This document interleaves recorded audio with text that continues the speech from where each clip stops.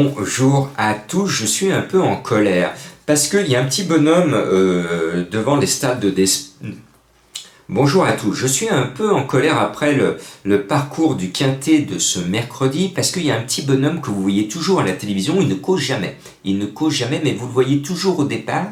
C'est un monsieur qui porte un petit drapeau rouge.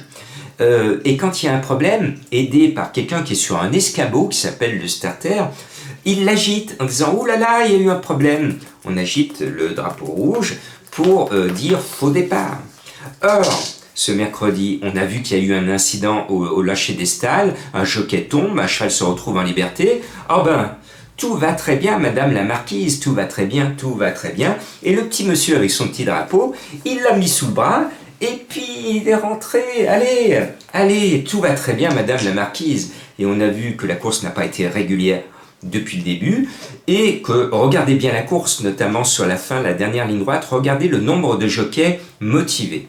Regardez le nombre de jockeys qui ont baissé les mains assez tôt, à mon avis. Regardez bien la course. C'est une course école, mesdames et messieurs les commissaires. C'est une course école. À méditer dans les écoles de futurs commissaires, parce que M. Barbero, qui a gagné le Quintet à la surprise générale, qui a décidé depuis l'année dernière de ne plus causer à mes confrères pour demander à ce que les commissaires soient professionnels et plus jeunes. Il n'a pas obtenu gain de cause, donc il continue à ne pas parler à mes confrères. Résultat, il n'a pas pu dire à mes confrères qu'il était chaud bouillant avec son cheval. Résultat, on s'est tous fait avoir. Donc c'est une course très triste, très triste, très triste. Bon, on va essayer de s'enthousiasmer ce jeudi à Longchamp en semi-nocturne. Belle course avec des chevaux que j'aime bien. Et puis, la dernière fois, Lienissay, l'entraîneur de Lienissay, nous a cassé le moral. J'en ai pleuré tellement qu'il nous avait cassé le moral en disant que son cheval, il avait tout contre lui. Puis résultat, le cheval, il est dans le tiercé à grosse cote. Donc cette fois, je me fais pas avoir deux fois de suite. Je n'écoute plus l'entraîneur. Et Lienissay, ça fait depuis un moment que je l'ai repéré. Donc le 7 Lienissay, je cherche pas à comprendre, je le mets en tête. Il m'a plu. Malgré le fait que j'ai été surpris la dernière fois par son comportement, il m'a plu par sa course, sa fin de course. Donc je le mets en tête et puis je me pose plus de questions et je n'écoute surtout plus son entraîneur.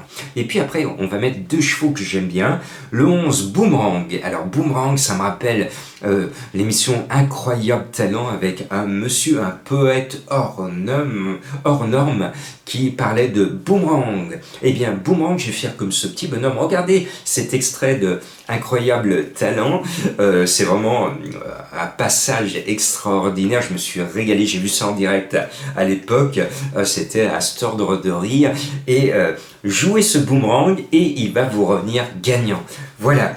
Ce numéro 11, j'y crois fort. Et puis, le 10, Portalis, eh bien, je suis chauvin. Je suis un gun. C'est un gun. C'est un Jean-Pierre Gauvin qui a gagné cette course, ce Quintet l'année dernière, et qui pourrait regagner avec Portalis. Portalis, il a le compteur bloqué sur la gagne. 1, 1, 1. 1.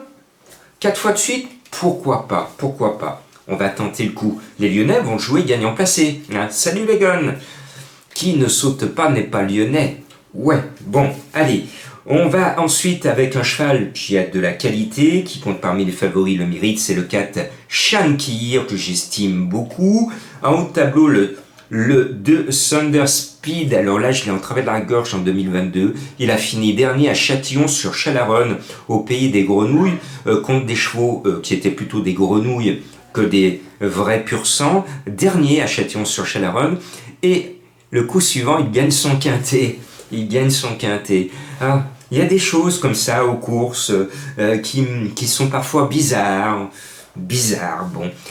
Depuis, il montre sa vraie valeur. C'est un bon cheval monté par Maxime Guyon. Ce numéro 2, cette fois, on sait qu'il a de la qualité. On ne s'y trompe plus et on peut le jouer en toute confiance. Ah, le coquin. Et puis, l'un des meilleurs du lot, c'est le 1 Momaraza.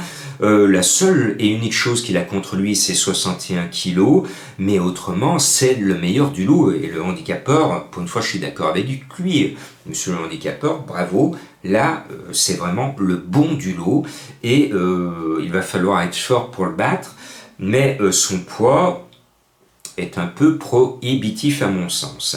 Et puis, il y a mon chouchou, Mister X. Alors Mister X, je vous en avais parlé l'année dernière, c'était ma trouvaille, parce que je vous parlais de Monsieur X l'année l'année 2021 a été une année qui nous a rappelé les années 60-70 avec l'histoire du célèbre Monsieur X. Et depuis, les affaires se cumulent dans le monde prestigieux des courses où on a trop tendance, à mon sens, à dire et à chantonner « Tout va très bien, Madame la Marquise.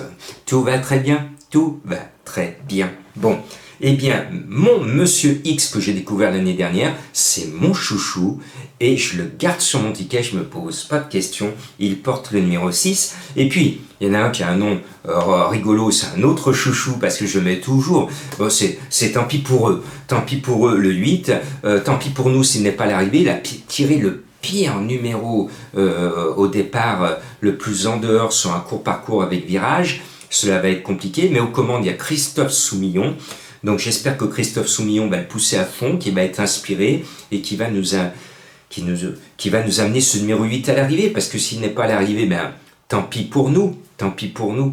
Voilà, merci de me suivre et j'espère qu'on va voir la tête du caissier ce jeudi.